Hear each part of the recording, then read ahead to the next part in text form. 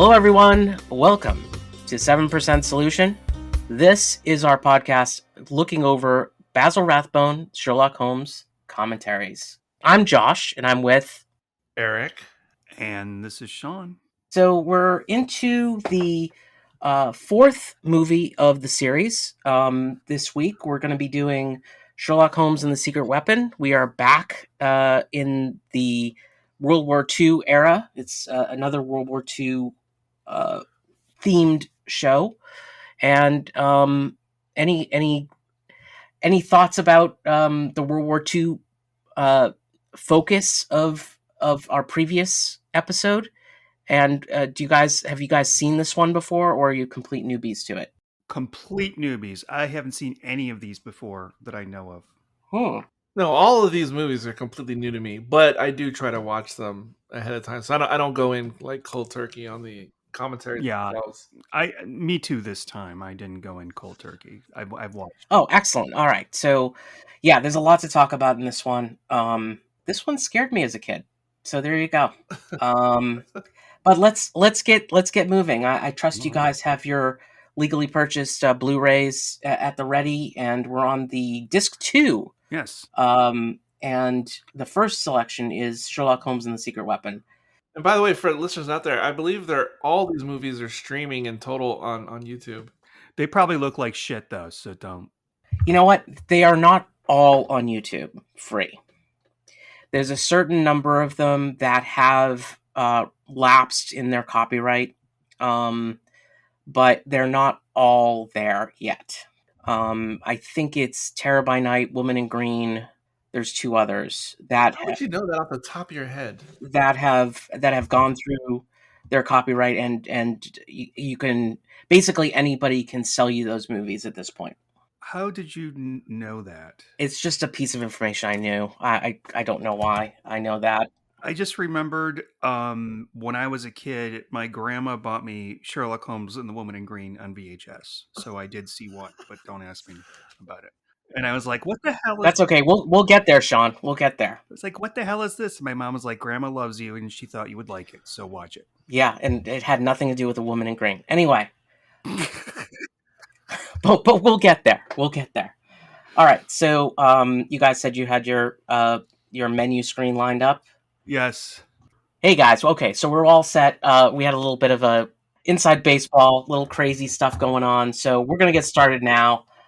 So you're on your menu screens. We're going to press play in 3, 2, 1, play. Okay. When he says crazy stuff, I'm actually coming down off crystal meth right now. Okay, so Universal Pictures. All right. This one didn't start like Voice of Terror did. It took a second. Was that like the opening to the Fablemans? Did it use that Universal logo? It's using Universal twice now. You see Universal Presents, and now into the music. The fog. Is that a hand? Is what a hand? It almost looked like a hand, a reflection of hand over a river until it panned up to. You're gonna have to explain that to me later. Wait. I'm so. It looked like a hand on a river. So I just realized that this title sequence with their shadows walking, that's the exact same way that Young Sherlock Holmes opens, with the title sequence with the shadow walking. And I know Young Sherlock Holmes is not canon, but just interesting. No, that's guys, Gowns, Vera West. Good observation. Always look for her. She's always in every one of them. So this one, it says it was based on a story. Not really. The Dancing Men. Yeah, I didn't even see that the first time I watched it. I didn't even realize it until later when they showed, the actual little drawings. We know it's we've got the special Switzerland. Yeah, file footage of Switzerland. Yeah, straight out of the Lady Vanishes. File footage of a matte painting kind of looked like, but something like that. So these 2 guys, I was a little confused at first because I couldn't understand a word they were saying. Always have the subtitles on. Yes, I know, but I feel like that's cheating or something. But that was the only time. I love a xylophone, though. That's the only xylophone I've ever seen in a film. That's not a xylophone. That's not a xylophone. It surely is. It surely isn't. Yes, it is. No, it's not. It's a xylophone. It is not. It's definitely a xylophone, and It's you know what? 100% not. I'll tell you what it is in a little bit, but it's not. All right, you're gonna ask ChatGPT what it is. I thought this was Holmes. I thought it was Holmes at the xylophone. Really?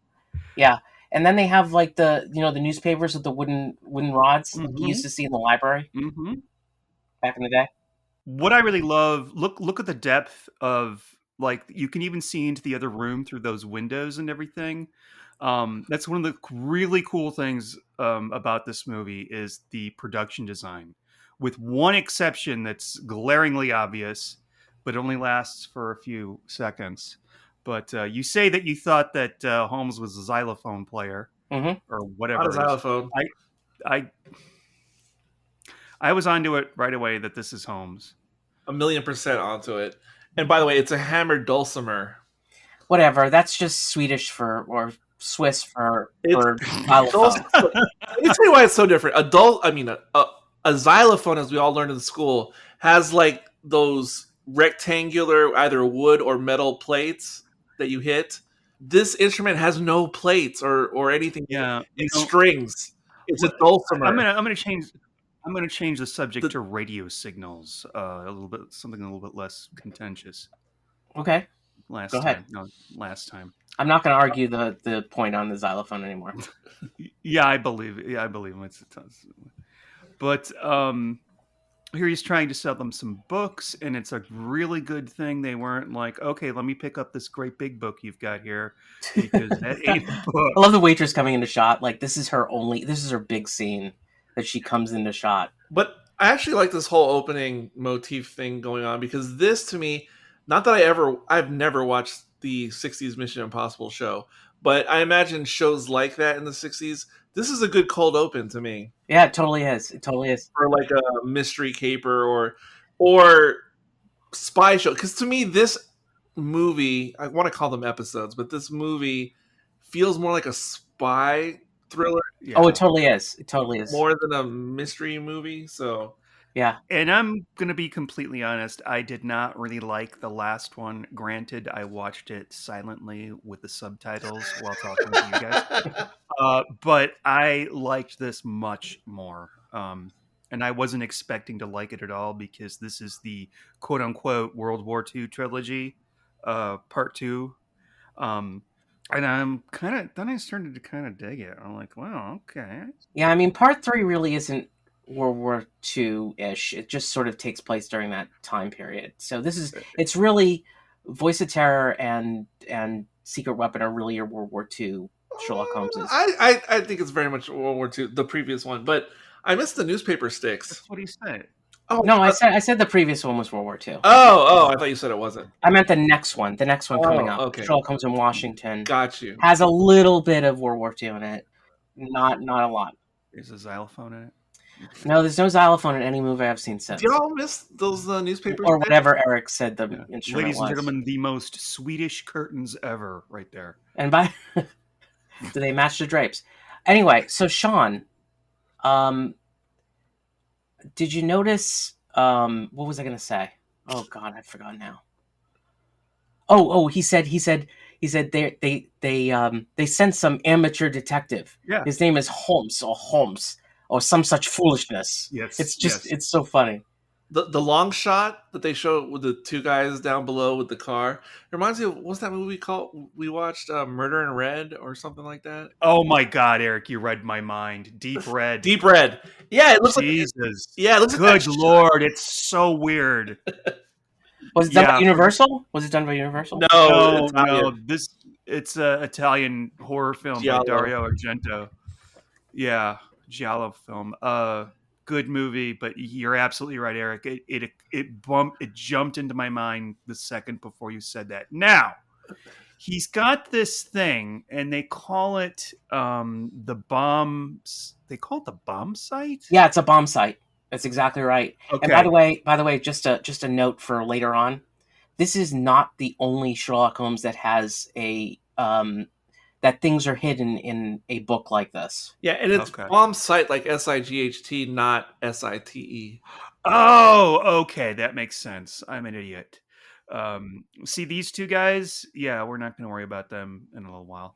No. They're just decoys, or decoys, as they would say.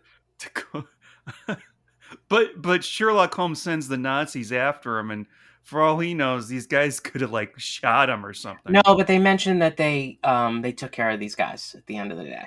Okay. It's mentioned in the movie somewhere. I don't remember when, but He does in just a moment. He will when they come back down right before they steal their car.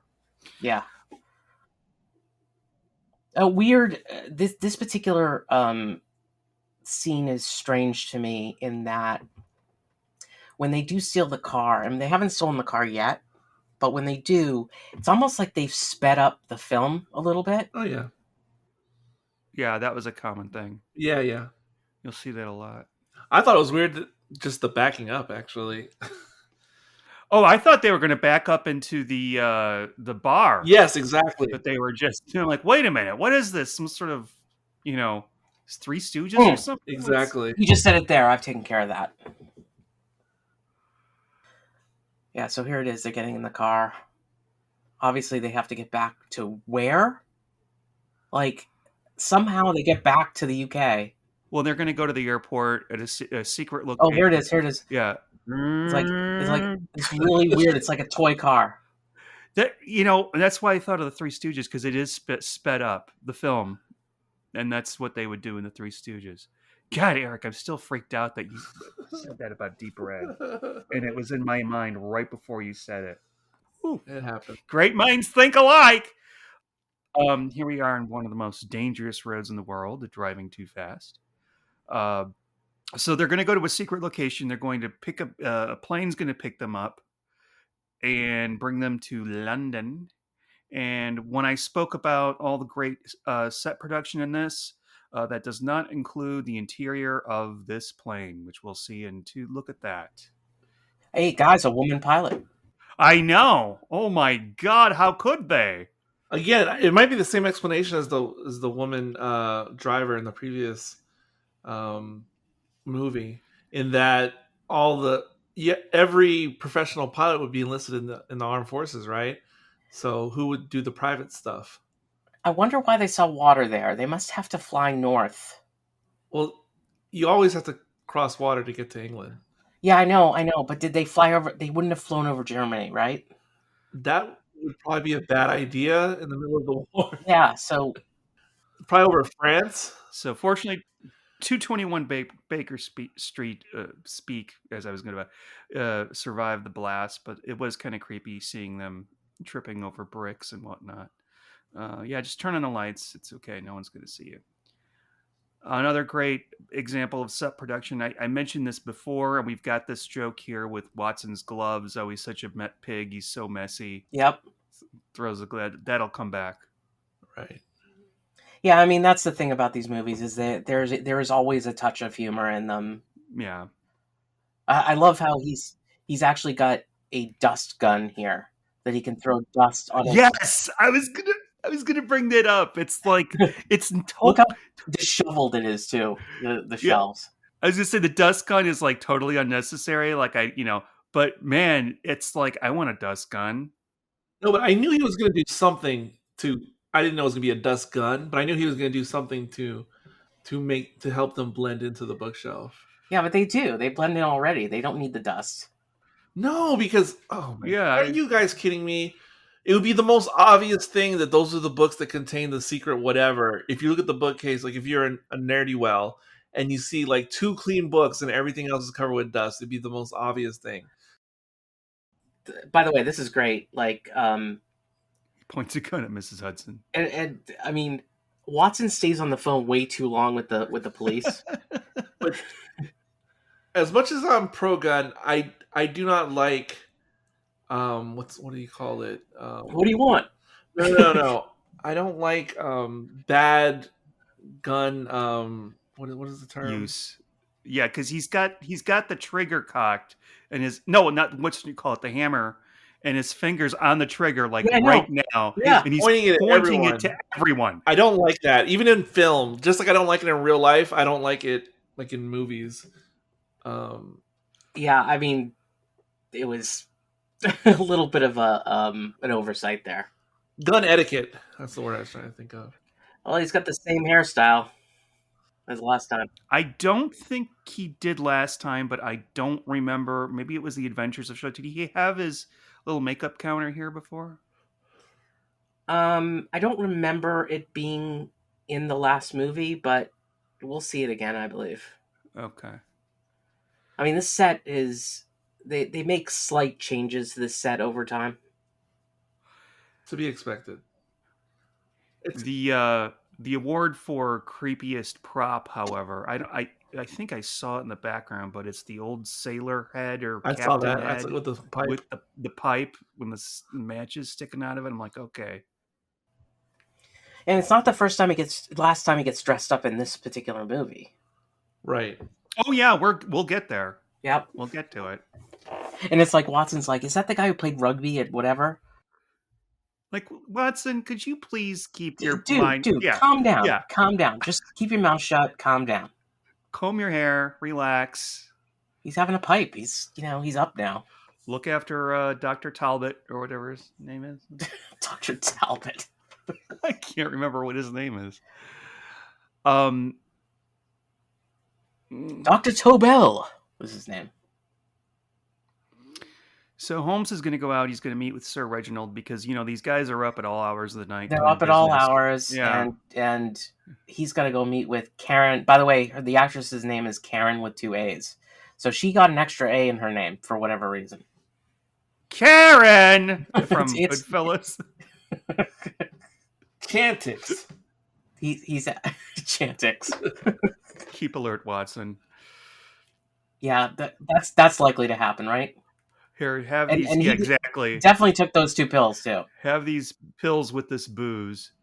And I'm gonna stay watch here in my bathrobe in the comfy chair in my pipe, and I won't In fall front of the asleep at fire. all. Yeah. No way whatsoever. Will I fall? Oh wait! Step right. Okay, not stop. But did you notice VR in bullet holes on the wall? Yes. The initials VR. Yes. Okay, is that from something I don't remember? That is from another Sherlock Holmes story. As a matter of fact, this is where he gets Holmes, untidy fellow. So we got that joke. That joke was then completed. Yeah. The VR, you're gonna see that in a future Holmes story. Mm. And it really doesn't have anything to do with the particular story, but it has to do with something where he was testing how somebody could have shot somebody when their hands were tied behind their back. Okay, interesting. All right, so what we know here about the Doctor is that he is not who he seems to be, or is he? And there's a really good shot where he walks into Watson's bedroom, and we see him. Look at Watson sleeping. We see him take the sleeping pills, and he like throws them in the air and then tosses them out like, "Oh, I'm too clever a fellow for that." It's almost like he was planning to come just to see the woman. We don't know that he's going to see a woman right now. We think he might be spying or whatever. Yeah. Fly. Look at this. Oh, it's yes. opulent. Look, it's like midnight. He's dressed in a tuxedo.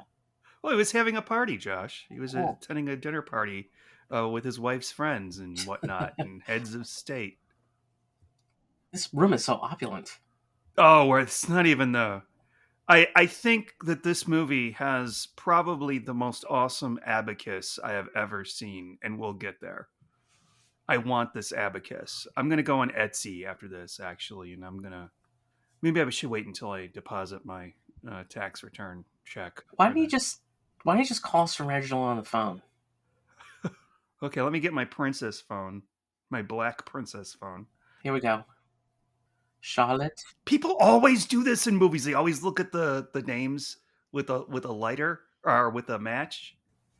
I feel like there was like a Hitchcock movie where they did that. Well, when you can't see, you don't have... Unfortunately, he doesn't have his iPhone on him. Turn on the flashlight. Yeah, this is true.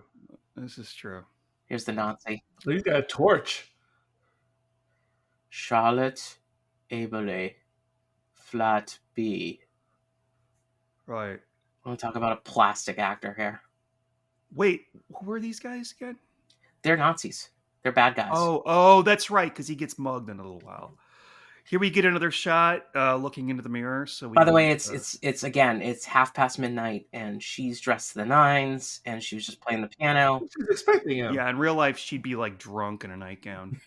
And here we are with the dancing men. Now, when I first read the story, maybe it was called The Adventure of the Dancing Men. I don't remember, but it drove me bats as a kid reading that story, because I decided that I wasn't going to finish the story. I was actually going to solve the riddle, because in the story they actually have the pictures of those little men, just like he was just drawing. And I don't really think you could solve it. I mean, you could, but only if you're Sherlock The Holmes. Jeremy Brett version of The Dancing Men is really, really good. Really? And it's a really dark story. It's a real Dancing Men story is a very dark story. Yeah, the John Holmes movie Dancing Man, that's a completely different situation. I have no idea what you're talking about. Don't Google it. Am I going to get pop-ups on my phone if I go look for that? Yes. Okay. Ooh, weird kiss. Very strange kiss. Okay. Old movie kiss. And now he has to wipe off like 30 gallons of lipstick. Damn it, these women and their women, you know. No, I thought he had poisoned her or something. Ouch. Look at this. You know, because as I was watching this movie, I was just expecting everything to be duplicitous, everything to have ulterior motives. Like I was, you know what I mean? My spidey sense was... Yeah, it doesn't twist. It doesn't twist a whole hell of a lot. I mean, they bring things up as though it might twist, but it never does. Okay, he's not good right now. He has a bad cut on his head, but you can't really see that from here. Yeah, I'm not Dr. Oz, but he might be concussed. And this whole time, he's gone to visit his girlfriend or his wife. Actually, we find out later. Spoiler. No, it's his girlfriend. No, I thought it was his wife. They married later. They married afterwards. It's his girlfriend. It's his fiance. Oh, okay. Fiance. And by the way, no, the shot in the alley with the cop kind of reminded me of the alley in Clockwork Orange, where the homeless guy gets beat up. It's impossible. He's asleep in my bed. I've been here the whole time. You've been sleeping, you complete idiot. Yeah. Here he is. He just got back from the hospital. All this has happened to him, and Watson's been asleep the whole time.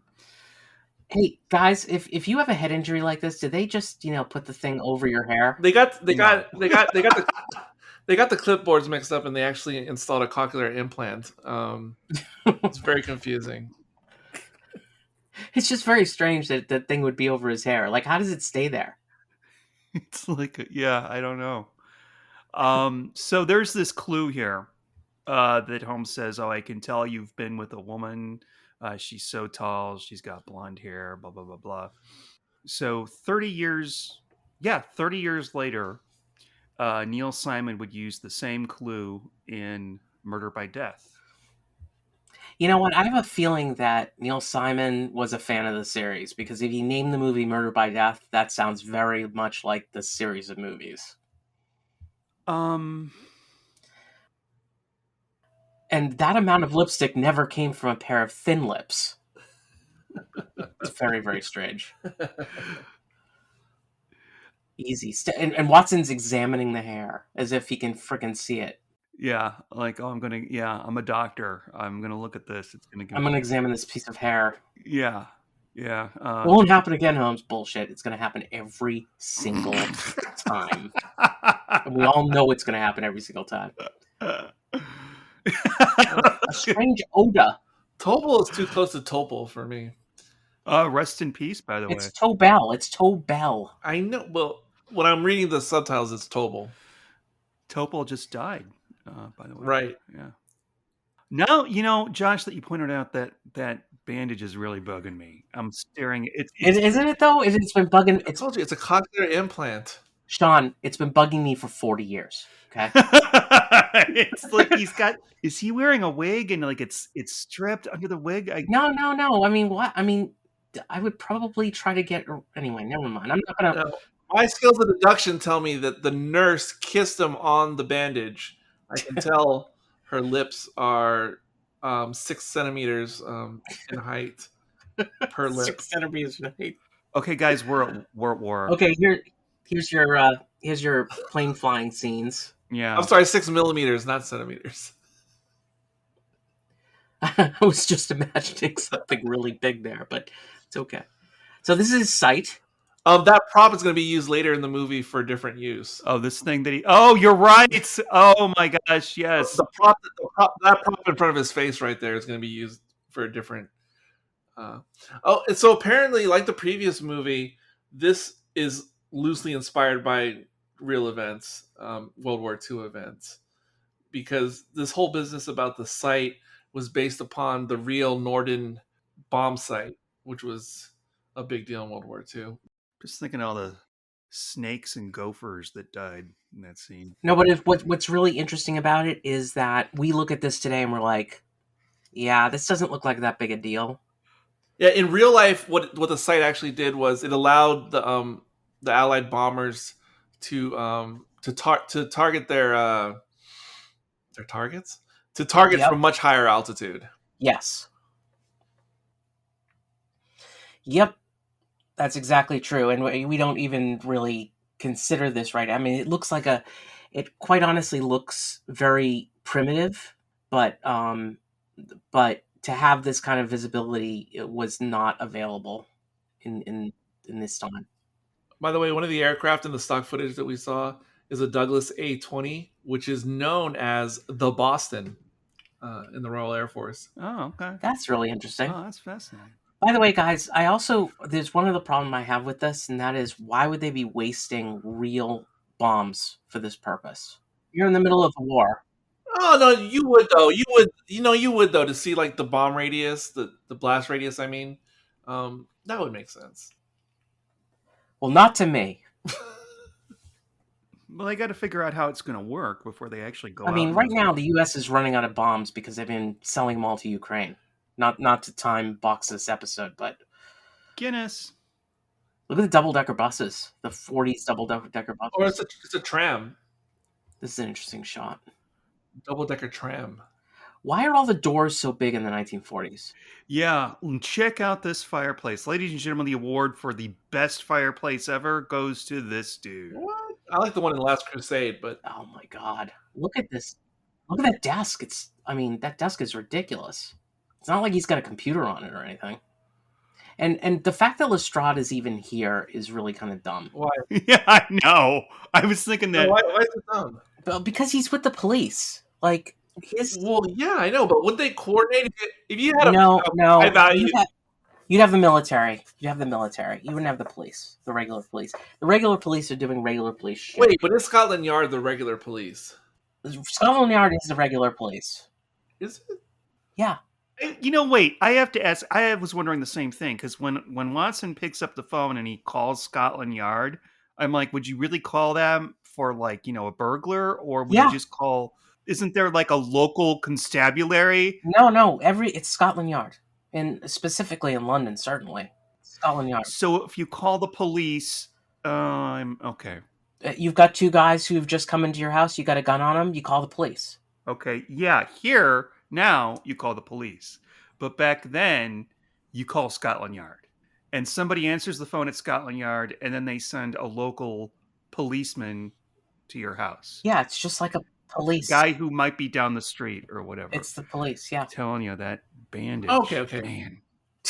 It doesn't have blood on it anymore either. I never knew this. So Scotland Yard, it's the name of the headquarters building for the London Metropolitan Police. I never knew that. Yes. But still, if you had a VIP in your city, like Washington, D.C. or New York City or something, wouldn't you be in coordination with whoever, like the head of Metro? Maybe, but in this scenario, I might use the military. I mean, I feel like you use both. I mean, this guy, he's got his freaking binoculars on. He was at the freaking... There's no need for him to be there. They would have uniforms there. I don't know. Anyway, we're debating this. It's just to get Lestrade into this movie. We don't know. It's not like, like when you watch a cop film now, there's like the local police and the FBI comes in and like they don't like each other. They won't work with each other. we don't know if it was like that back then, and don't tweet us about it. Tweet me. About it. No, I left my binoculars on. Dirt, dirt, dirt. That was a stupid joke. Feel free to tweet me at Homrick on Twitter. No. People do that all the time. It's like I don't know what you're talking about. We recorded this 2 months ago. Why are you wearing a bandage on your head? I don't understand. Ocular implant. Oh, that's a different bandage. It looks like a cotton ball. They changed it. There's a guy at my office. He was out for a few weeks sick, and he came to the Christmas party with one of those things on. It looked like a cochlear implant, and later on I found out he has a brain tumor and he's going to die in like a year. Okay, that brings down the podcast just a little bit there. Okay, I'm sorry. Okay. I love that since he got the bandage, though, he's been mandated to always look at stage right at all times. Yeah, exactly. Yeah. Yep, good point. I love these old-timey phones, too.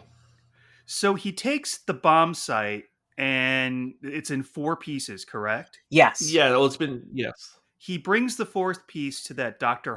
or Professor Hoffman or whatever his name was. We just saw him. Hoffner, yes, Hoffner. And his instructions to Hoffner and the other 3 guys that he gave the pieces to is they are going to reproduce them. Yes. For him. Yes. It's a little silly. It's not that silly. How are they going to reproduce them in their little offices? Oh, because the guy said, "Oh, this is easy for me to make, isn't it? This like the singular piece by itself." I don't think it's that silly. I think it's actually kind of a cool idea. But what happens later on is that the other 3 guys are killed, and they apparently didn't bother working on it yet because any parts that they were working on or creating are not there. It's just a timing thing, I would gather. Like, it hadn't been that long. Oh, okay. Yeah. Well, okay. He does it because for whatever reason he doesn't want to entrust the UK government with all of his secrets. Right. Right. So okay, fine. But then it also makes it so that the baddie can't get it all in one fell swoop either. Right. So it's like Chekhov's Christmas packages. Right. And you know what? Obviously, you go to Harrods and they come in sets of 5.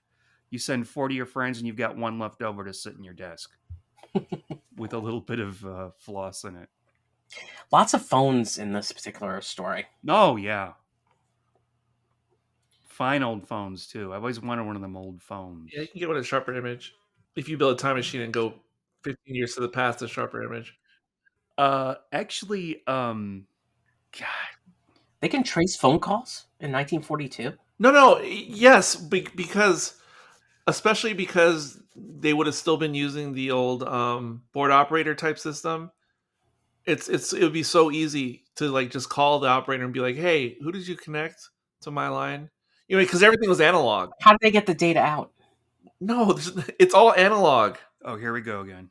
No, so when someone called them, then someone in the switch station would literally have to physically make a plug and then. I get it. Do they like put it down on a piece of paper that they called that person? Oh yes. Now that I was wondering. However, you might think the person might remember, who called 221 Baker Street.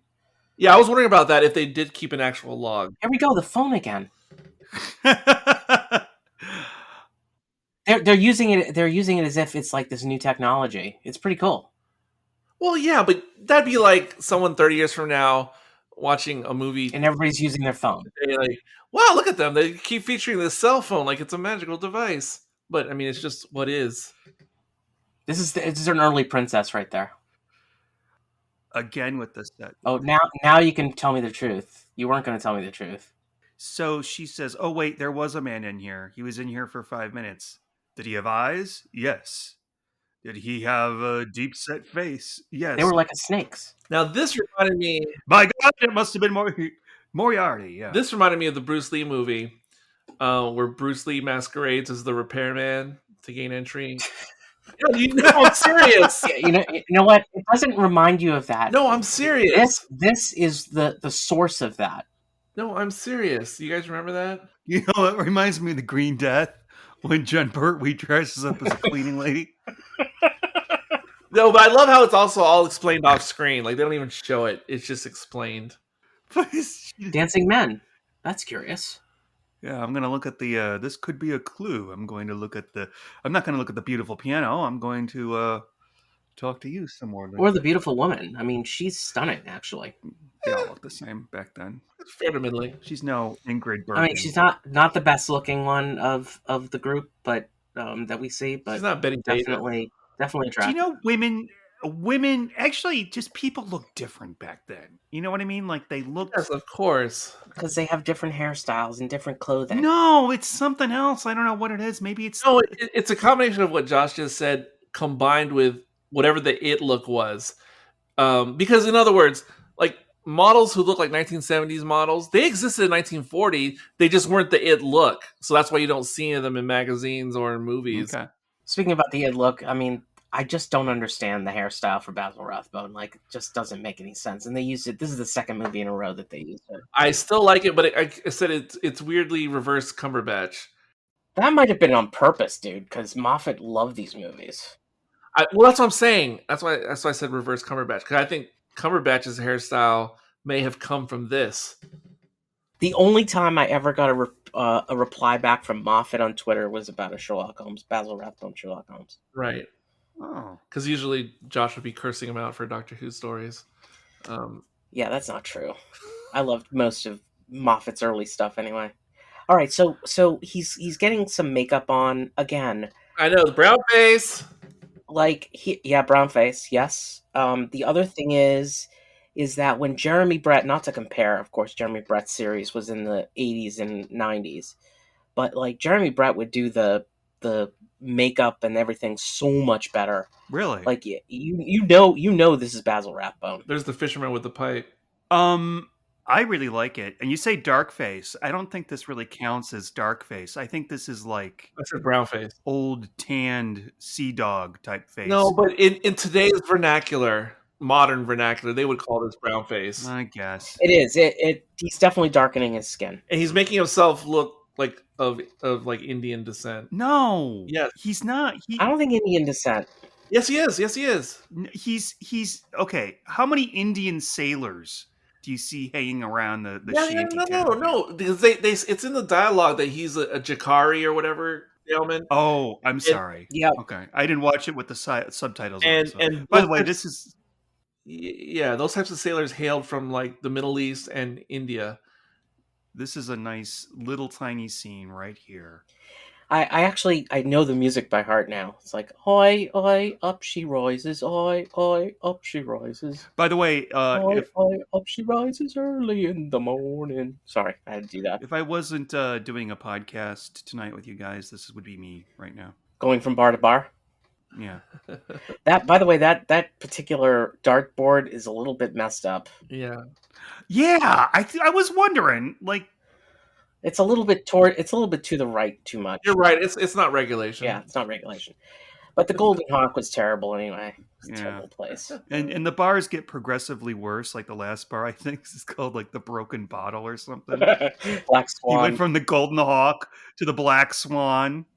And then it's like the Broken Bottle. Like, okay, we're going to the old bottle. The old bottle. Knife. Sorry. Knife out. And there's bullet holes in the door. Oh, look at this guy. Here we go. We have peg leg. Yeah, this isn't stereotypical at all. Hey, come on. You know what they did? They hired a guy who only had a part of a leg. This is early diversity, equity, inclusion, Sean. I know, Hush. Yes. I don't know how that became the stock look for sailors historically. Because he looks like the guy with Captain Hook and Peter Pan. But Smee. Even like 3 episodes ago on Star Wars Mandalorian, there was an alien on a pirate ship who had that same outfit in Star Wars. I think this is the standard. It's like the standard issue clothing. I think it might be Moby Dick, but don't quote me on that. You're saying who established that look? Yeah, especially the peg leg, because By the way, his name is Peg Leg. It's literally Peg Leg. It's true. And this guy right here, you think he's like a spy or something? No, it's just a homeless guy who's like really nosy. Could be more obvious.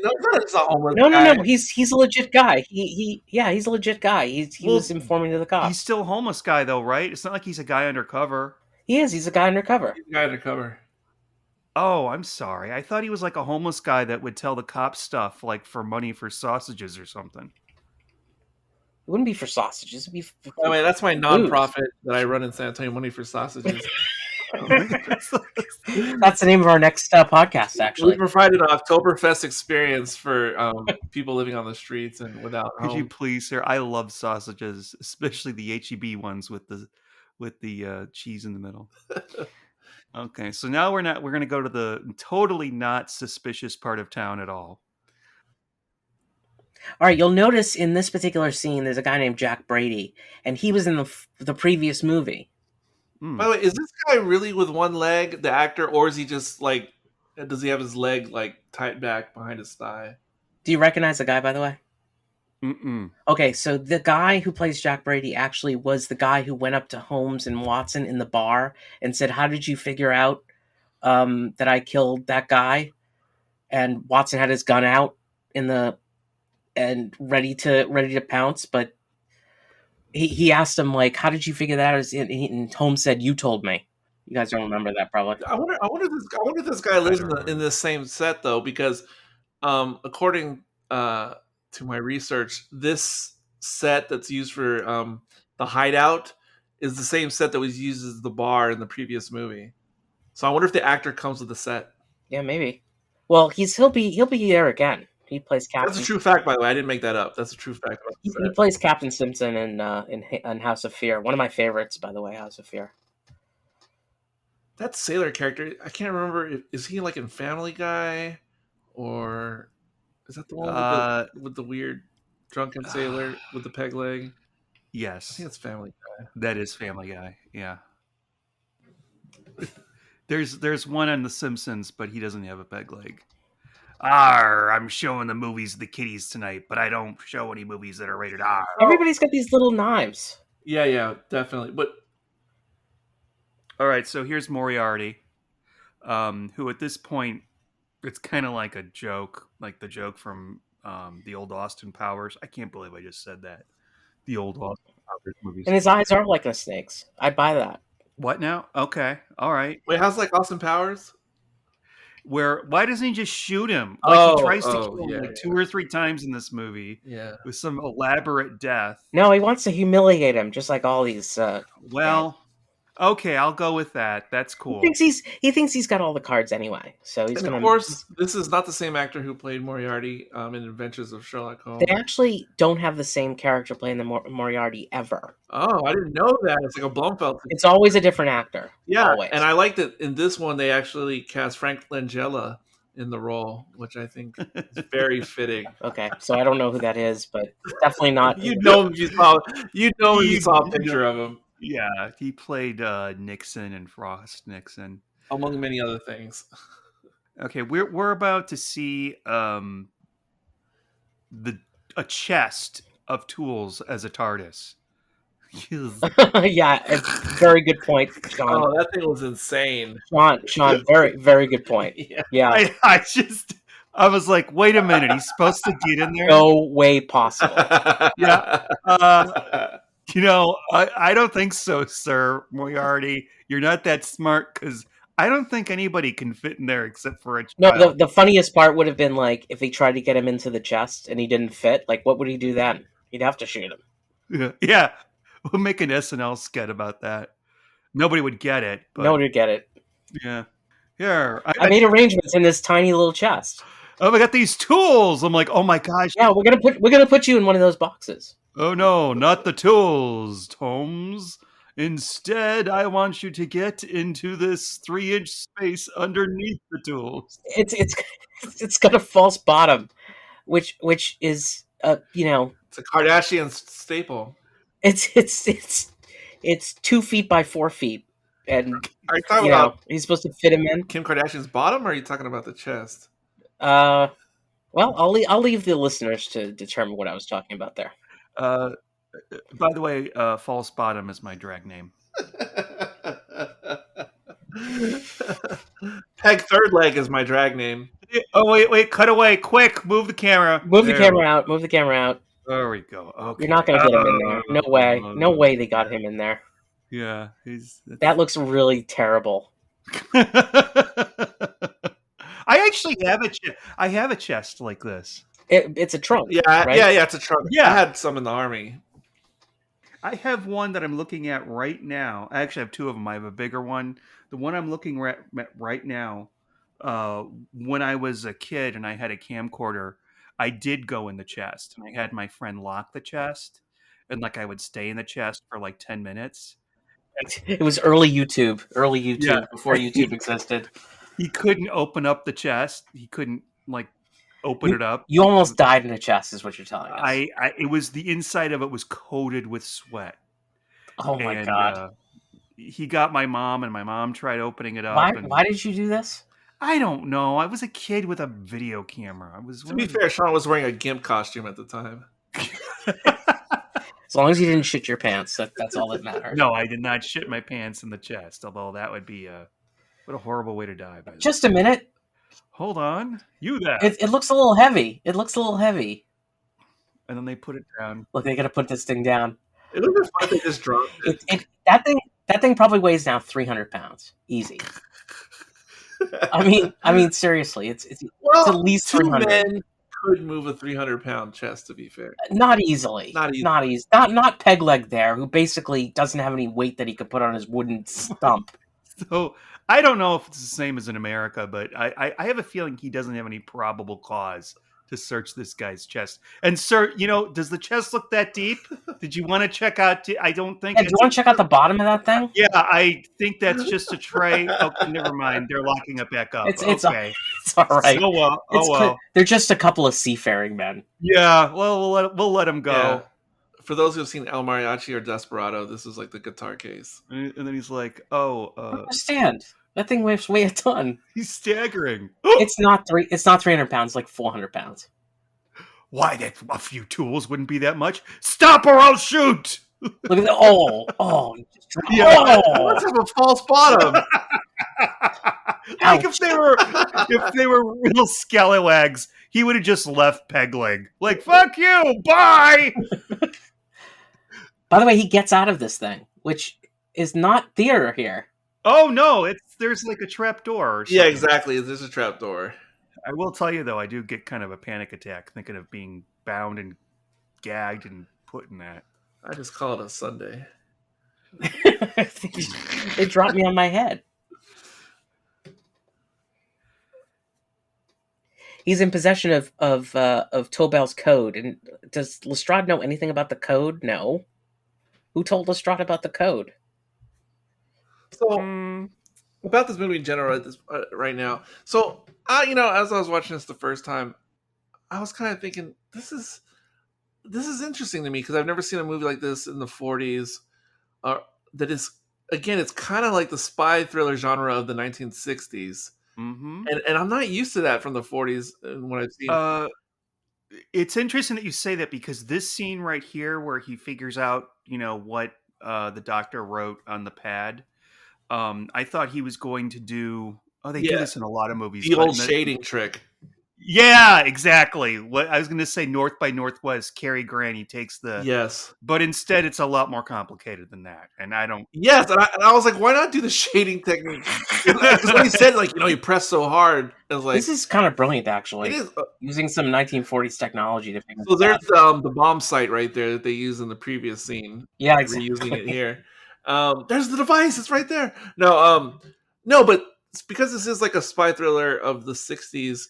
So I was comparing this to like a proto James Bond type of movie, and that did make it interesting. But then when you have scenes like the previous one with the TARDIS chest, yep, it starts bordering so close on being like the Pink Panther or something.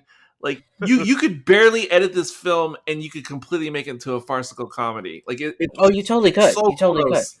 And I don't know how they dance that line because they are so close to high comedy in these movies. There's a lot of comedy in it anyway, But yeah, I mean, typical B movie from this time period. This is where Watson... Oh, Holmes, it's like that case we had a few years back, remember? Which would be 50, 60 years back when we were babies. And then Watson's like, oh, I've got it all figured out. Sean, Sherlock Holmes is timeless. So is Dr. Okay, Watson. all right. Yeah, I know. And Watson's like, no, look. That makes sense. Yeah, he fucked up. Sorry, children. Sorry, children. That was Uncle Roger is Roger, here. everybody. No, Watson, see these 3 things here? That means you have to skip every 3rd and 4th one, except it's a Tuesday and the moon's... It's kind of cool. It doesn't make any sense. I'm sorry. No, you just skip letters. That's all. I think it makes sense. Oh, by the way, he says like E is the most popular letter in the British language. It's not the British language, dude. It's the English language. No, it's the American language. Jacob Durer.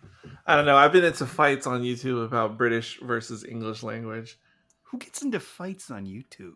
I get into comments sometimes. Okay. What do you watch? Actually, it was on Facebook. It wasn't YouTube, but it was... The fact that he memorized all these dancing men, it's a little bit weird. Like, he didn't go back into his notes and stuff like that to see what each letter meant. He just kind of... Hey, it's like... already knew. Remembering the production code of every single episode of your... Well, nobody with any who would ever nobody did that. Here, Holmes is like tapping his hand with the stick, like he's a nun at a Catholic school. There must be some other variation with the fourth name. God, aren't they hot in these? He looks like the re-release poster for Titanic. Basil Rathbone right here. If you see it in the re-release poster that came out this year for Titanic, 20th anniversary, Kate Winslet on the poster has 2 different hairstyles in the same photo, and Basil Rathbone has 2 different hairstyles at once right here. Okay, he has like the reverse Roman haircut, but then he has like the Jane Austen 1800s on the right side of his head. Okay, it's true. I hate to say like it. Napoleon on the left side of his head and like Jane Austen. It looks like he needs a shower. Actually, that's what my hair looks like. It probably needs a shower. Yeah, I mean that cannot be brushed that way on purpose. Like, sir, you need some gel or something. But if you look at that poster, you'll see that Kate Winslet looks the same with dueling hairstyles. Okay, we're going out again. We're leaving the chick there. Let's see. Palace Crescent. Nice car. Who are you, sir? I'm Sherlock Holmes. Oh, okay, go ahead.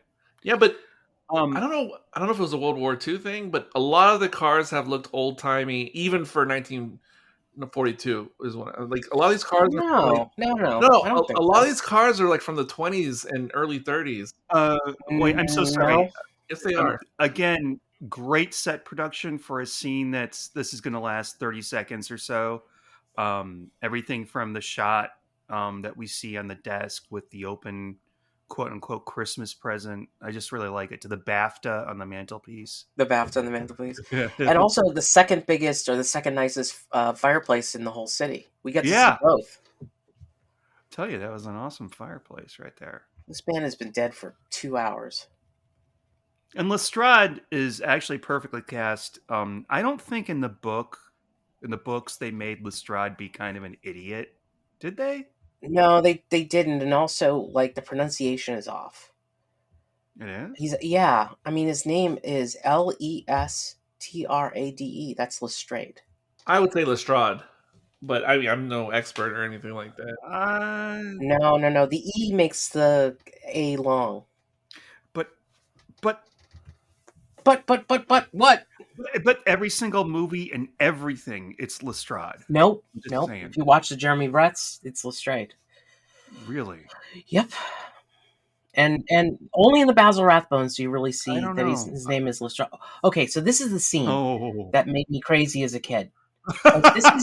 This is a torture scene, and they're torturing him, and this is like. You watch this in the movie theater. This is kind of, it's disturbing. I don't even know how they're torturing him. They're just he's just pulling on him like a. Yeah, they're pulling his arms and they're pulling his legs.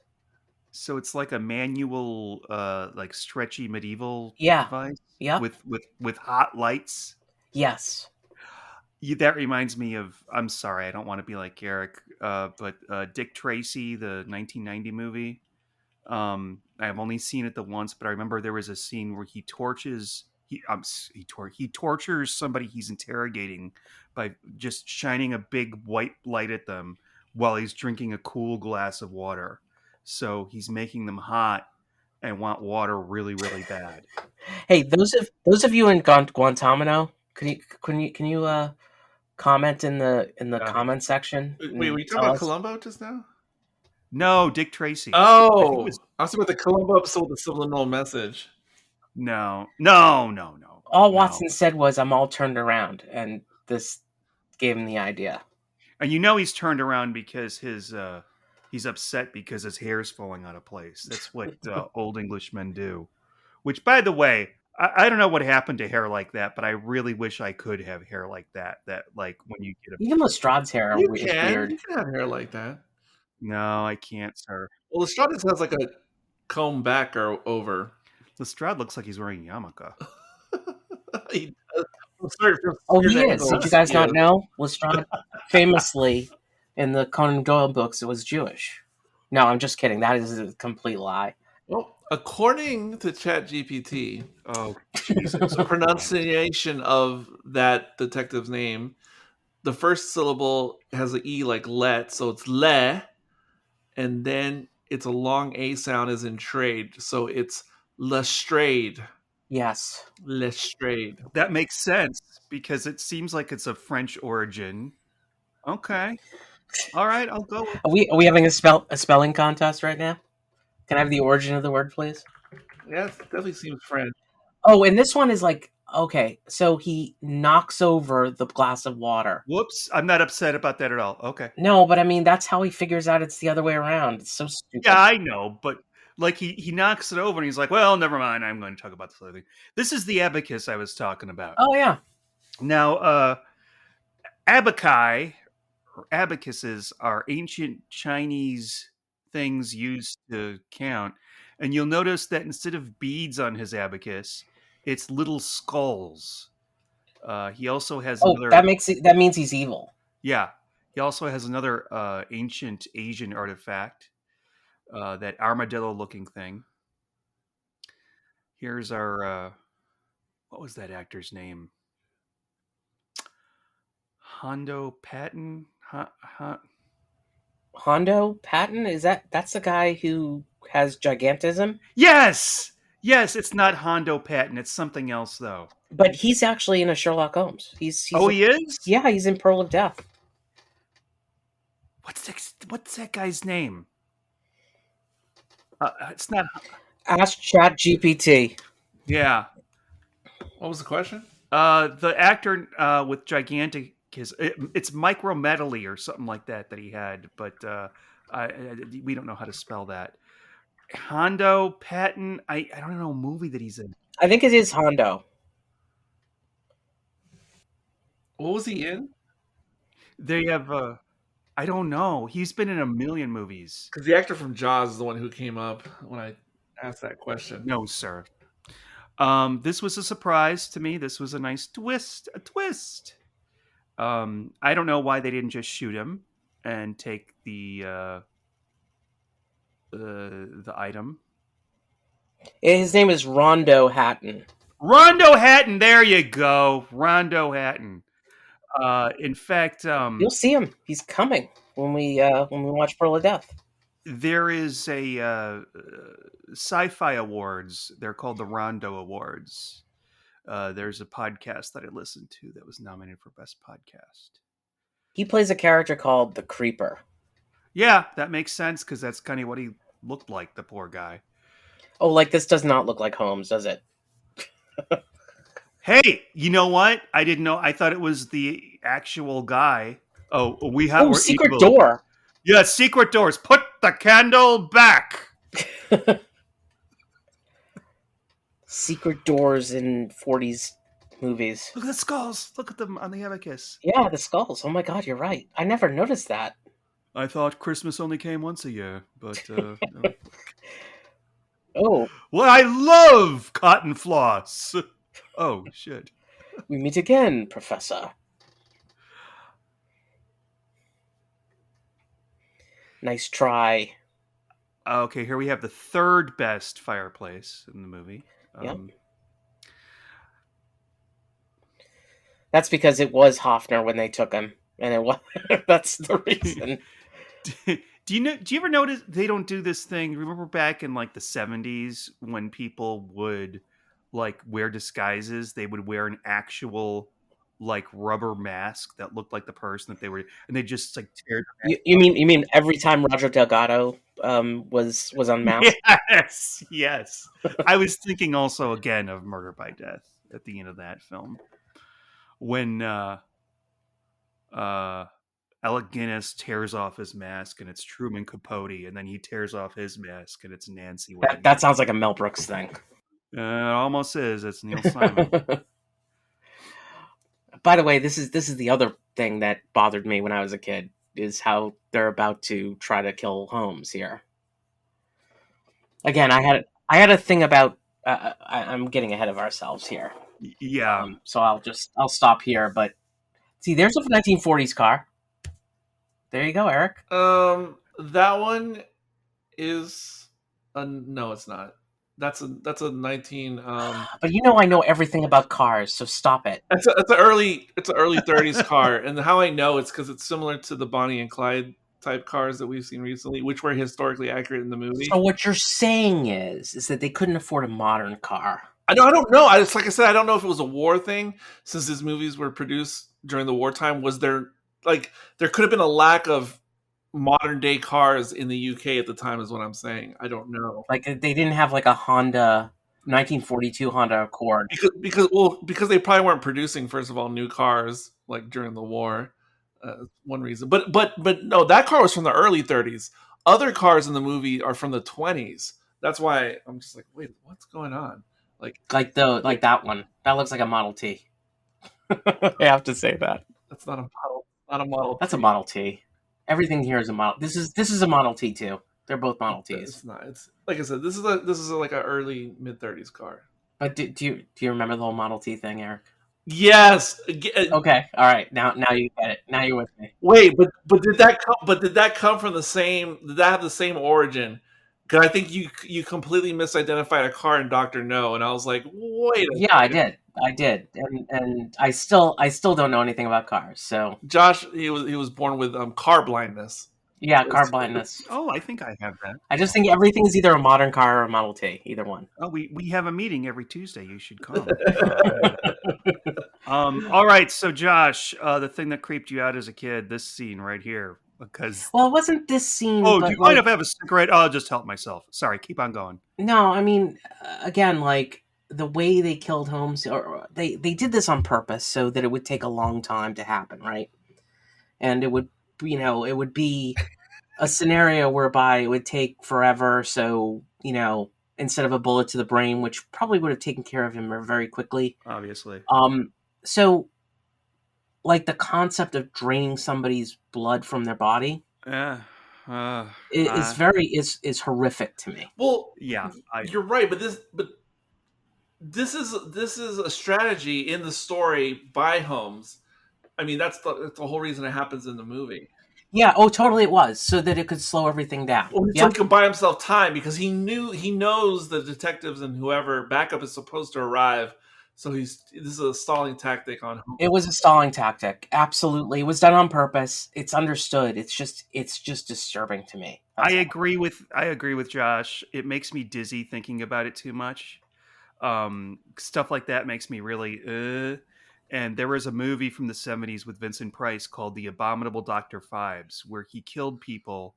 There were like this is an excellent movie. There was 7 doctors. Or wait, how many plagues were there in Egypt in the Bible? 10. Were there 10? Was there 10? Yeah. Huh. He kills these 10 people with different variations of the 10 plagues from the Bible. That sounds like a Criminal Minds thing. Seriously.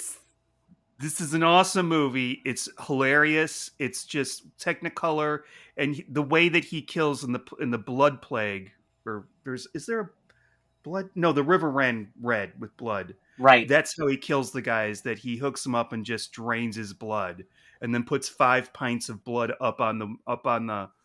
I can't even do it. up on the mantelpiece with the guy's like pale dead body there. And it just makes me, anytime I had oh, by the way, I have a hospital right here. It's literally, by the way, there's a hospital in here. Yeah, exactly. This car going back. Well, you know, and Holmes knew about it. That's why he knew he could, you know, have him draw off his blood slowly. Fortunately, they don't show it. By the way, this whole concept of the paint and everything, really not all that bright. I don't like. You don't think that would work in real life? I don't know. I thought it was a good idea. It's just the part where they get confused again with Keystone Cops. But if you're gonna put wet paint down, like it's obviously gonna be taken up by somebody else's car and on their wheels. No, but like that's obvious.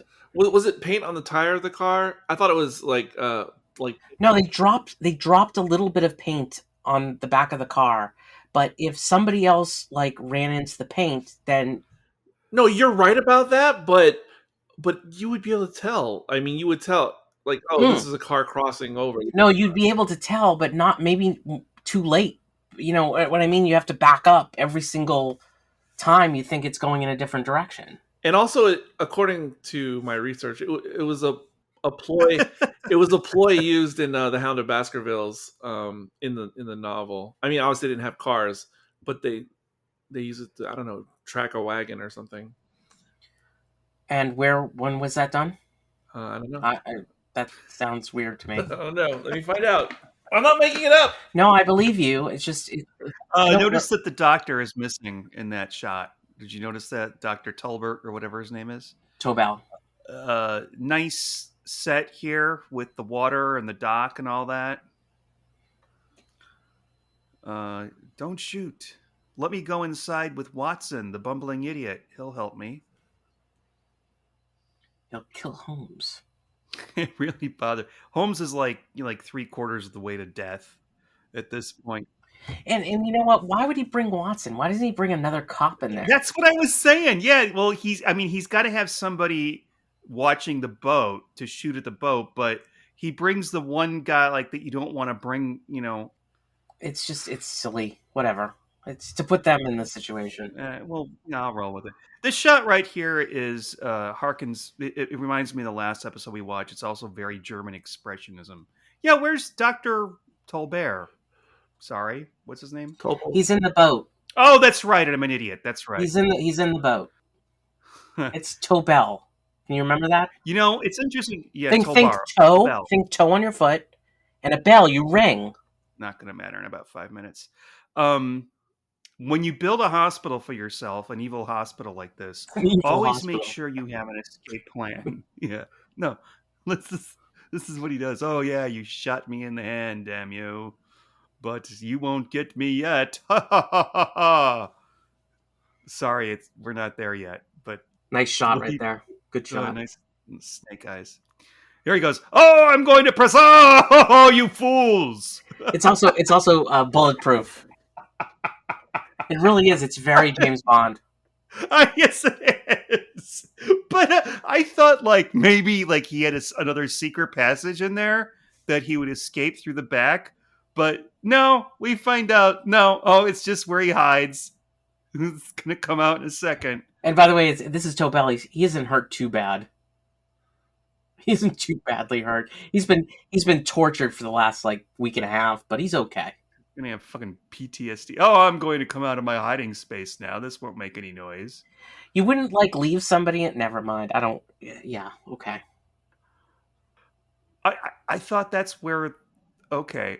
Now this is interesting. He says, "Well, there's a trap door back there, and it leads to the sewer." And I don't understand. I thought the trap door. Or I'm sorry. I thought that the secret door is where the hospital was, but he had a. No. The hospital's out in the open. It's not past. It's not past one of these. All right. This is an escape route. Okay, as you do, you have a hospital out in the open. Yeah, of course. You're evil. I mean, come on.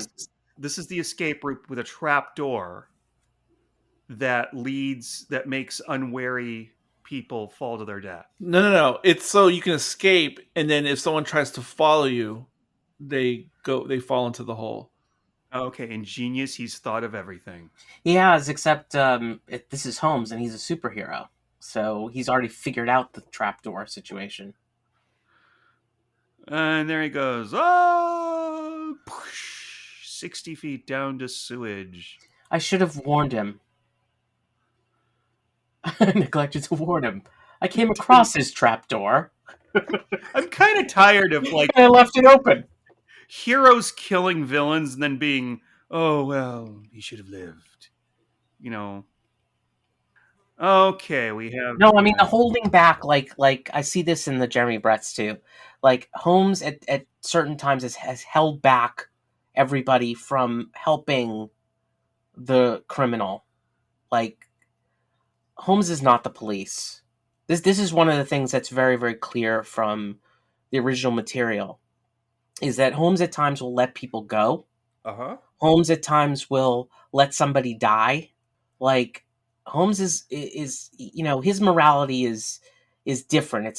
He's not just a policeman, like a really a great detective policeman.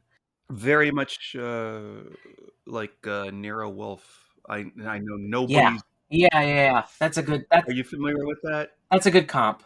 Yeah. Yeah. The end. There we go. The end. Oh wait, buy bonds. I don't know if there's a Bond thing at the end of this. Maybe there is. There is here. Well, it's my grandmother would buy bonds for my birthday like every other year, and I'd be like, fucking bonds. I don't even know what they were. You know what? Actually, I have a couple for my daughters. They still have some that haven't completely gone to full fruition yet. Oh, if you're not giving, you're lending. Just lending. Yeah, there you go. Buy more bonds. Yeah, and when my grandma died, and they're like, "Oh, you've got $600 worth of bonds." That's pretty cool. Yeah, back then it was. Well, that was the thing. That was the thing to do. That was definitely a thing to do. Like the person who bought my daughters the bonds was their great aunt bought them the bonds. Like my grandfather's sister. Were they war bonds?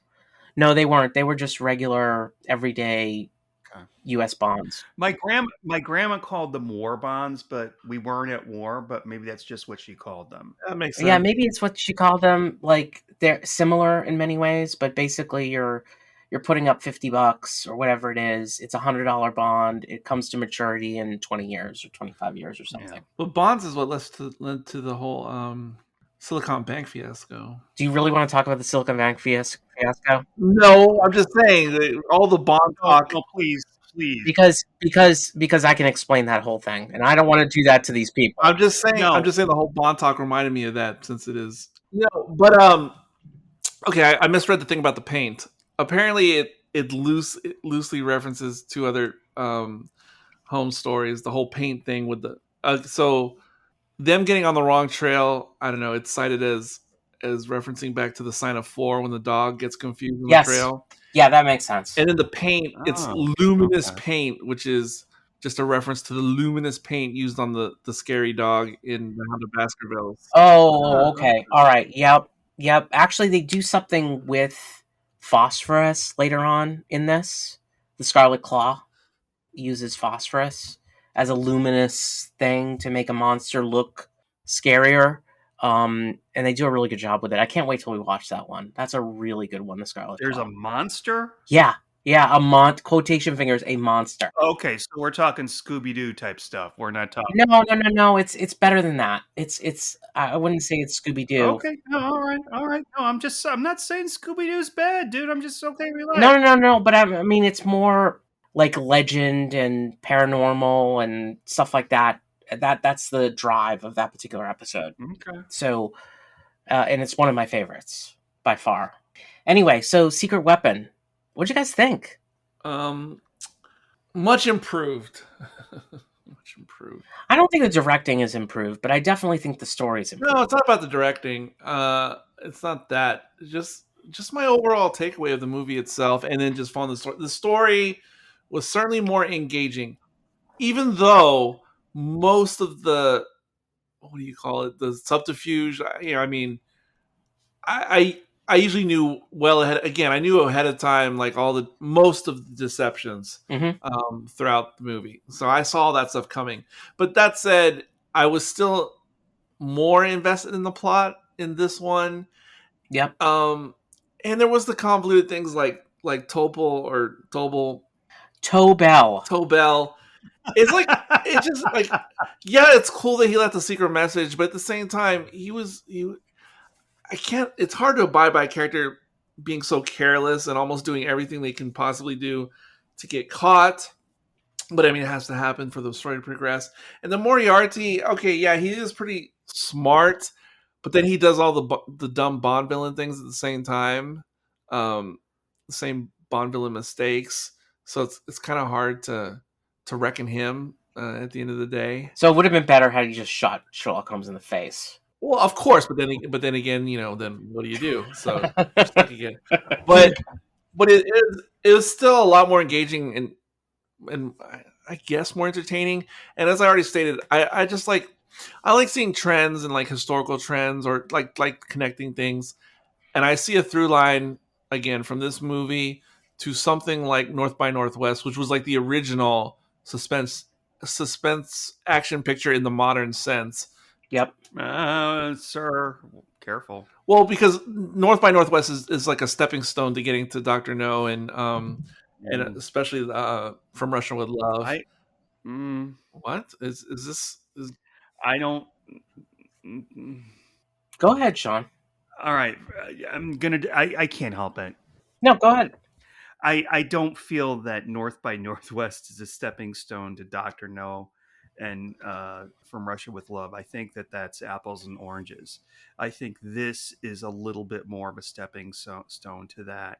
And I think that a lot of literature is not just James Bond, but like old time comics and stuff is more like for Dr. No and other James Bond movies. I think that North by Northwest, and it's not just Hitchcock. There was also Charade. There were a handful of other films. Fuck, I can't think of them right now. But what would go ahead? Keep going, Eric. I'm so sorry. No, I agree to disagree on that point. I think they're very akin to each other. Because again, there was no other big time mainstream movies, or please tell me some from like the 50s or 40s that dealt with that type of spy suspense type thing, but with action intertwined. There's not too many examples like that on a big scale. I feel like you're wrong, but I can't think of what the movies would be. There is one, The Prisoner of Zenda. Oh God. You mean Androids of Tara, right? When you say that. No, you're because I'm part of me is going Prisoner of Azkaban, but there's an old movie called. No, that's a Rings of Akaten. Well, there is a movie called Prisoner of Zenda, that's for sure. There is. Okay, then it's that, and I think it's from like the 40s. It was from 37. It's sort of an action movie adventure. There's a Hitchcock movie called The 39 Steps. There's also I own it, but haven't finished it yet. There's also a lot of Hitchcock movies like that, and I'm sure that there were other movies that that aren't available to us right now that were like that as well. I don't see the stepping. I don't see the North by Northwest connection here. I just feel like there were others. Damn. What was the other one? The other one, the Austin Powers was always making fun of. The Michael Caine movies. Fuck. I've never seen them. I feel like the Austin Power movies were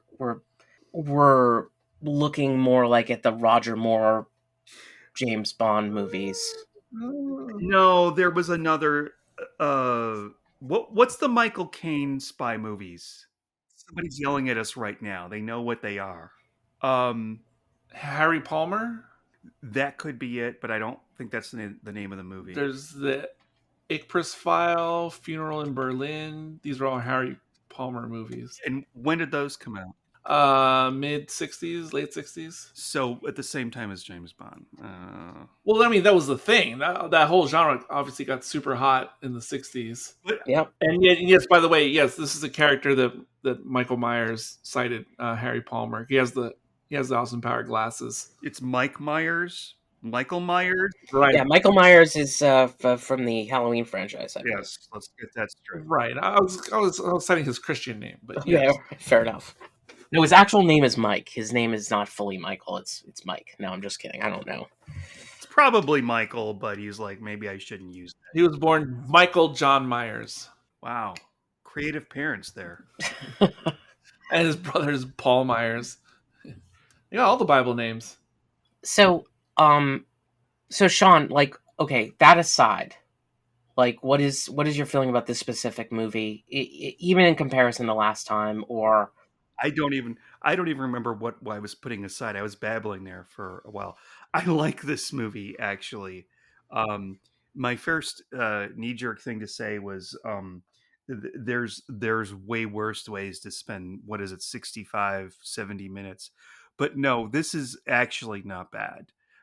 This isn't like Oscar worthy or anything like that, but it's no? actually It's a B movie. I mean, it's a lot of fun. It's a lot of fun. Um, I'm gonna bring it up there. It reminds me very much of the old classic Hammer horror movies, like the mm, old Frankenstein movies and Dracula movies.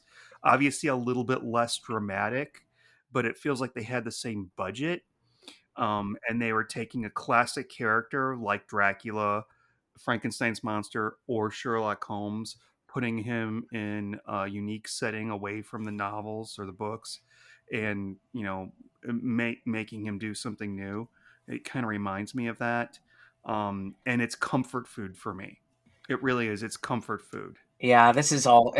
This is a reason why I love these movies. They are all comfort food for me. Yeah. Um, Um, Go ahead. I will say this is much better than what we saw last. It's not really fair for me to criticize the last one, The Voice of Terror. No, you can. I appreciate the fact that you guys are looking at these movies with fresh eyes. I think I used the term propaganda film Hmm. when we were talking last time, and you jumped all over that, and you were right.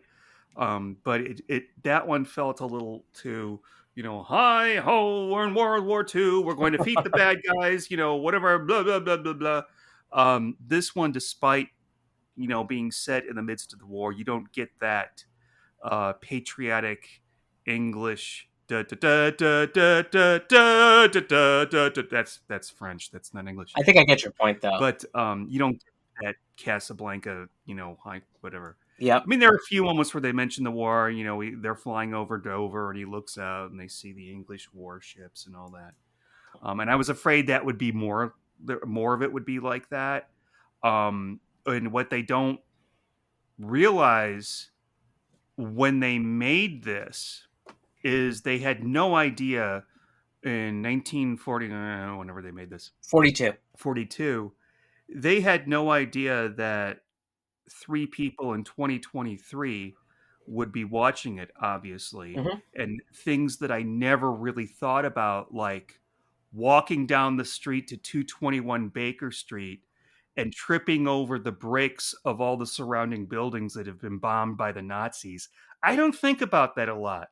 That doesn't come up in a lot of movies, and it's really kind of a big deal because we didn't have that in the U.S.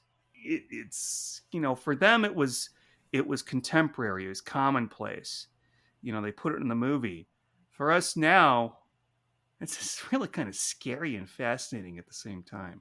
I like that you brought that up because there's a generation in the UK that looks upon the Blitz as as their time, like that Mm-hmm. they went through that.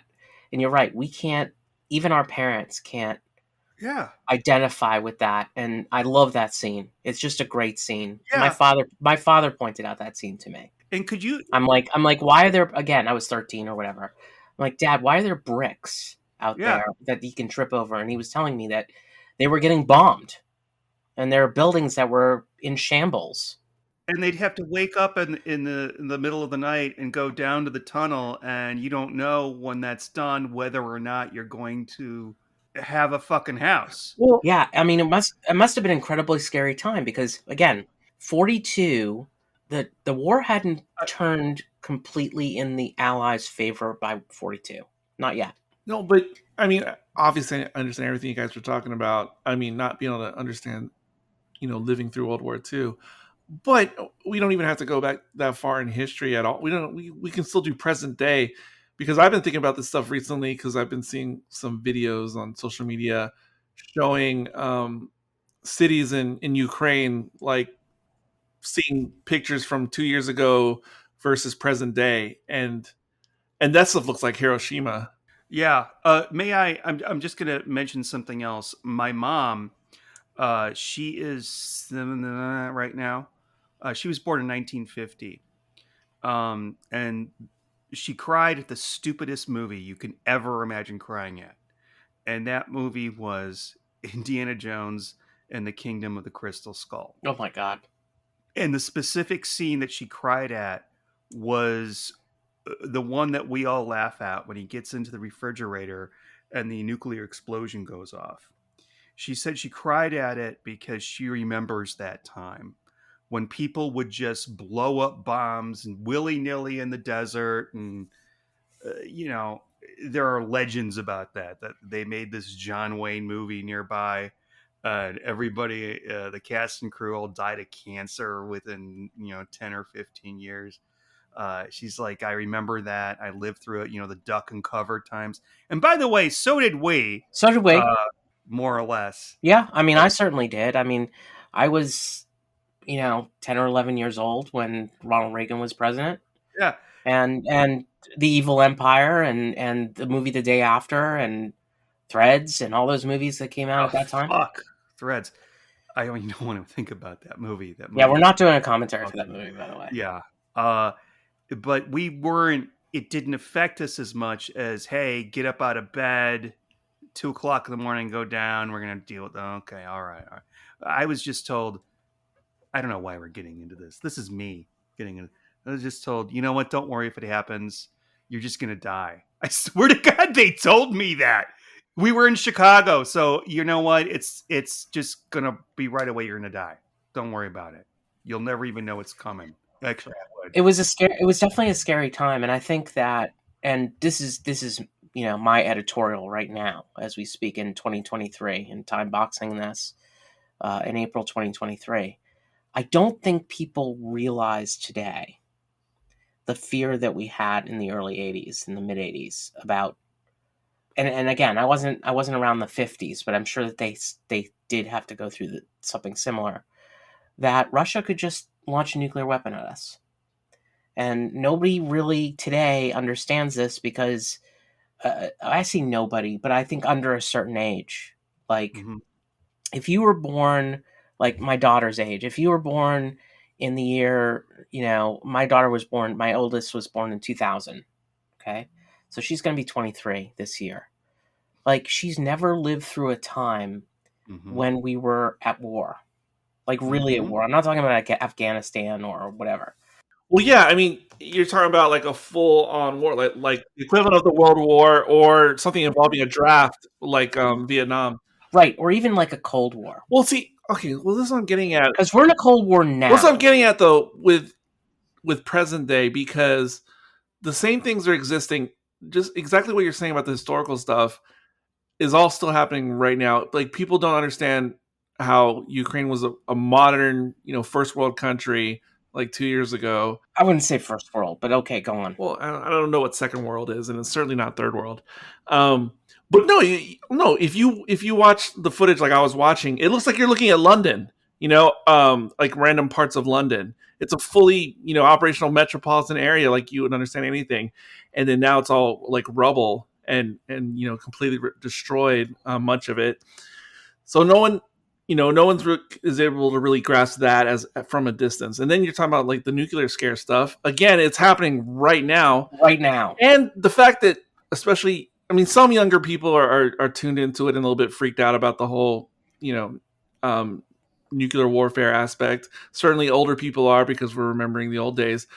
But is it funny that, like, the reason someone your daughter's age doesn't really feel it the way past generations did, because we don't have the propaganda machine working now the way we did before? Well, because what she doesn't have is a slew of movies and television shows showing characters in desperate fear of oncoming nuclear war, which is what we all had. So because it's happening, or I mean, the risk is certainly out there. I don't think that there's an understanding of what it would be like if a nuclear bomb dropped. Right, and that's what I'm saying. Is that because there is that propaganda doesn't exist right now? No, it doesn't. And I mean, we don't even test nuclear bombs anymore. Like you can't even like have a video of a test. Like you can go to YouTube and find them, but like I don't know anybody of that age that even would look at something like that or really understand it.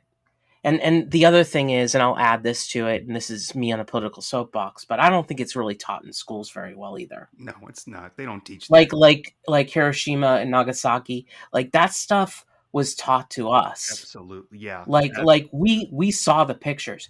We saw we saw the films of the Jews getting killed in World War II. We saw those films. Like I just don't think that that stuff is even shown anymore. No, it's not. It's not. And you know, as a result, like these Oh, I could it, talk about. I know this is a generational thing, but like we've just completely lost the plot as far as how we teach history now. We just don't do it very well. It's always Columbus, George Washington, Abraham Lincoln, and they don't even get as far as like Kennedy. You know what? I don't even think it's Columbus is not taught the same way now. I don't even think it's that right now. I think it's more let's concentrate again, I'm going to get in trouble here. But let's concentrate on black history. Let's concentrate on women's history. Let's concentrate on LGBTQIA plus history. But aren't those more like college courses, and then in grade school and high school you No, take no, American history? History is like all American. no. It's happening down. It's happening down at that level again. Look, I mean, I don't think it happens in every school, but I do believe that we've forgotten some things we should not have forgotten. And Well, I will tell you, I do think it's important to study a Black history and women's history. I'm not going to say LGBTQ history because I think that should be it's because there's not a lot there. But I think as you mentioned earlier about Nagasaki and Hiroshima, like nobody in school taught me that. And when I heard about that, I was like, oh my God, we did that? What the fuck? I mean, I was taught in school about it. Really? Yeah, I was. It was brought up, but I think I did more independent research at the time, which is why I always knew a lot about it. I mean, again, like I had a history minor in college, and it was American history minor. So, like, I looked at everything from the Revolutionary War all the way up until 1989. And if you want to talk about marginalized people that we should learn more about history of, let's talk about Native Americans. All right? Because a lot of the history I think that at least I was taught was just that eclipsed everything shitty that we fucking fucked those people really bad. Well, yeah, Like I mean, I really was taught bad. about the Trail of Tears. I mean, That stuff, I mean, yeah, we were taught in school, but they went pretty quick over the bad parts, the way I remember K through 12. Yeah. yeah, didn't you ever hear the words manifest destiny? But I certainly learned more about it in college. I mean, more of the details Yeah. of the bad parts, quote I unquote. just think that, I don't know. Like, I think it all should be taught, but I think that the fear that I have in the future is that people have forgotten these two world wars that took place in the 20th century, and how dangerously close we were to a world that was more like Man in the High Castle versus the world that we have now. And certainly, when this movie, just bring us back to the movie, took place in 1942, like they didn't know at that point. Like it was, they were in the middle of the war. Again, the United States was in it by now, and when the United States got in, and now you had two fronts for the Germans. Like that's when things started to go pear shaped for the Germans. But at the same time, like just seeing that scene, and I think this is why my dad was very keen on me watching these, is that whole thing about tripping on the brick is real, and Mm-hmm. and so I look at this movie as an adult. That I agree with you guys. I think it's tremendous. It's one of the best, the best scripted Sherlock Holmes, Basil Rathbone Sherlock Holmes I've seen. And I like how they brought the dancing men into it because everything was about ciphers in World War II and codes and stuff like that. I think it fits beautifully. I just wish they put more emphasis on it. They didn't put much emphasis on it at all. Like Holmes are automatically knew how to read it. You know what I mean? Like I'd want him to go through the process of trying to figure it out, and that wasn't there. That wasn't there. It's my only issue with it. Well, Watson kind of explained it like expositionally. But they already knew like where the code came from and stuff like that. It's like I'd want them to concentrate on trying to figure out the code. And maybe that's because like I saw the original Dancing Men and that is what they did. Okay. You may be right. I haven't seen the Jeremy Brett one. And they kind of gloss over it here. It's so good, Sean. It's so good.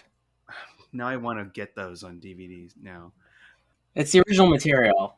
Like I can follow along in a Jeremy Brett in the book. Yeah, that when you talk about the codes and all that, that works so well now in 2023 because I may be wrong, but I think that the movie-going audience in 1942 didn't know about Alan Turing and all the stuff that he was doing. No, definitely not. Definitely not. You're right. Because that was, secret shit. But now I think we can appreciate that in a higher sense. Of course, Cumberbatch was in the Enigma movie. Yep. You're right. We can appreciate it more. I mean, again, I think it was a very small part of this movie.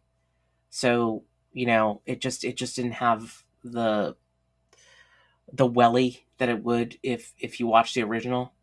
But it's fine. I mean, again, like I just think it's and this is really our final foray into active war in the Sherlock Holmes movies. But he goes to Washington. The next one has a little bit, but it's not a whole lot. Okay. It starts waning a little bit. You actually watch as the movies go forward in time at this point, the war becomes like part of your life instead. And sort of towards the end of the war, there's people convalescing and stuff like that because of the war and stuff like that. That's Sherlock Holmes Faces Down. This is really enjoyable because it ages so well, like a fine wine. It's not hokey. Like the humor, of course, is kind of folksy. Like, oh, that messy Watson. Oh, that messy Holmes. That's kind of folksy. We made fun of like the bandage and all of that. Obviously, wasn't on purpose. But I'm sorry, I couldn't help but agree with you. I hadn't really even elucidated that. I didn't even like mention that out loud until I watched it with you guys. So yeah. But everything else, it's pretty much a good. It's pretty much a good movie, and if you want to call it a Sherlock Holmes movie, that's great. But you could actually put any other. I don't know. Wait, no, you couldn't. If you put just two random guys in it, like the Dragnet guys, that's a little bit later. But just the facts, man. Yeah, two guys like that, and I guess it would work. But it's more charming because it has Holmes and Watson in it. So I don't know. Yeah, that's how I feel. I liked this movie. I would watch it again. And it's not like, one of these Hollywood 3-hour long war things. Nothing is anymore. Which they would make back then and they're making now. But yeah. How many fisherman busts out of 5 would you give it, Sean? I would give it 4.5 fisherman busts. Oh my gosh! Yeah, I mean, what can I say? I mean, what am I going to? You went from 1.5 last week to 5 this week. I did. Did I say 1.5? No, I think he said 2.5. Yeah, it was right down the middle, and so did you. Oh, sorry. Yes. Sorry, 2.5. I think you did too, Eric. Right? We were both. Yes, we did the same thing last week. I mean, this is a near. It's like, for what it is, it's perfect.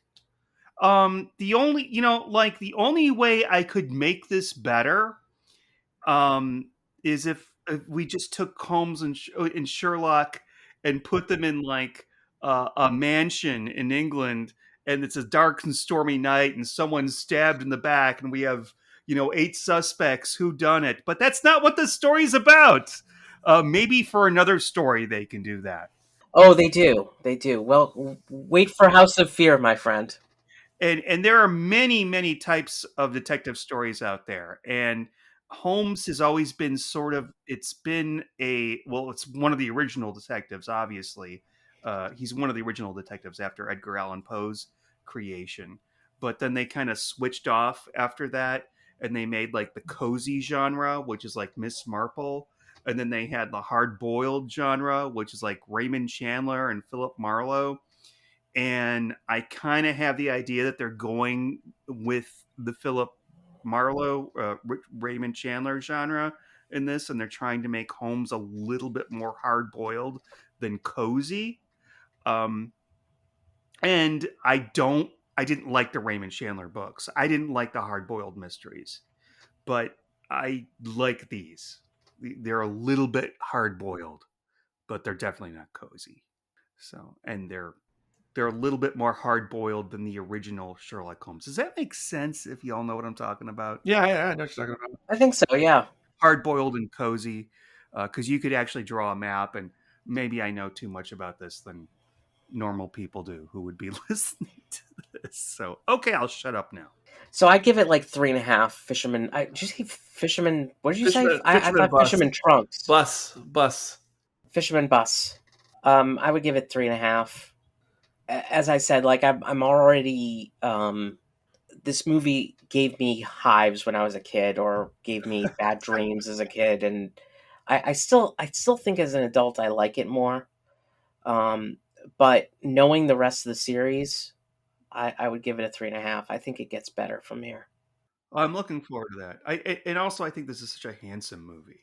I've already talked about that, but yeah. Oh, So my score is a 3 out of 5. sir. What? I think it's much improved over the previous one. I'm still trying to rewatch the first two because I have no memory of them, or very little memory. But I think it's an improvement, much more engaging. But although it's an improvement in almost every way except I guess the direction. But in terms of the fundamentals of the actual story, or the structure of it, it's an improvement in every way over the previous one. But that being said, some some of the deductions or some of the mysteries are still a little too easy for me to solve or to see coming a mile away. And another weird thing with these movies up to this point, even though they generally run around like less than 70 minutes, they still have felt long for me. And I don't know, that seems really strange to me that they're less than 70 minutes but they feel 90 to 100 minutes to me. So I agree. something's not gelling for me, like with the pacing. If I may suggest, Eric, I think if you think of this, first of all, when Dr. Colbert runs off and he gives it, Suddenly he's Stephen Colbert. when he runs off and he gives the 4 parts to the 4 different scientists, we know this before Holmes does. We kind of know what the mystery is beforehand, up until we find out he's been kidnapped by Moriarty. So it's actually like sort of like an inverted mystery. And if you think of it as an inverted mystery where we know the solution, you know what I'm going to mention, you know what show I'm going to mention, if we know the solution Yes, I know. before the detective does, like Columbo, then you may look at it a different way. I'm so sorry. Maybe I'm defending this a little No, bit I know too what you're much. saying about those aspects, but just still, like I knew it was Holmes. Like the first time he showed up in the film in 2 nanoseconds, I knew that was Holmes in disguise, Oh and yes, various other things throughout the movie. And again, I'm just saying I like it much more, but I still feel there's definitely room to grow. I would imagine there's got to be 2 or 3 down the road that are really going to speak to me much more than what I've seen so far. Maybe, maybe not. Maybe not. I will say that next time the Sherlock Holmes in Washington is not considered a very good movie. Ah. Um, but I don't want to. I'm already. I don't want to jinx it. I don't I want don't to. like to know those kinds of things. I don't like to. I don't want to jinx it. When we start getting into the middle rounds of this baseball game, if you will, um, it starts to get a little bit more interesting from a Holmes perspective. Okay. Um, Let me ask you this, Josh. I do have a question. Very important question. Does he comb his hair later on? mhm. Yes. Oh, thank God Yeah, for things are going to change. Well, I'm gonna miss the hair. I'm gonna miss the hair. I like the hair. I like the crazy. The hair is definitely going to It's change. its own character. I mean, Patrick Troughton can do it, but I don't think that Basil Rathbone throws. No, I agree. It's off-putting. I don't find it off-putting. And I think Universal thought it was off-putting too. I think it makes him look much, much, much younger than the first two outings.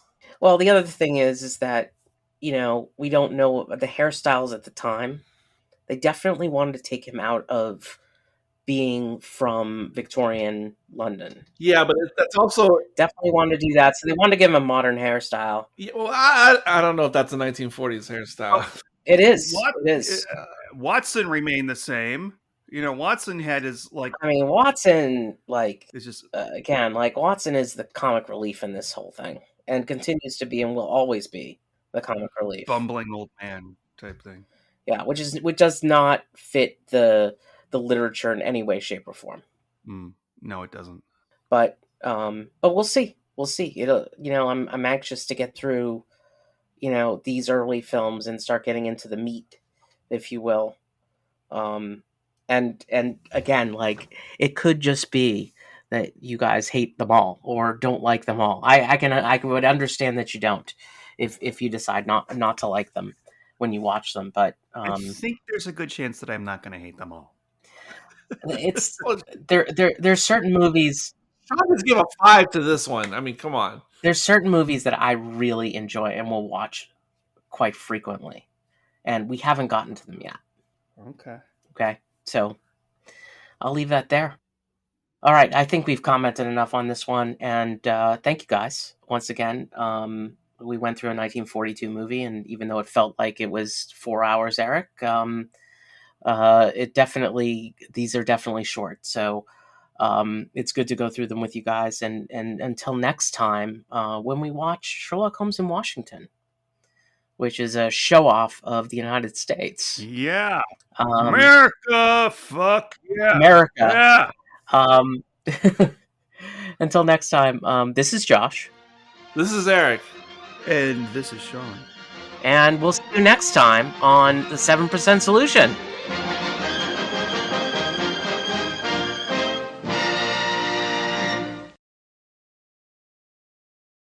And we'll see you next time. I guess we're going to do Don't Panic?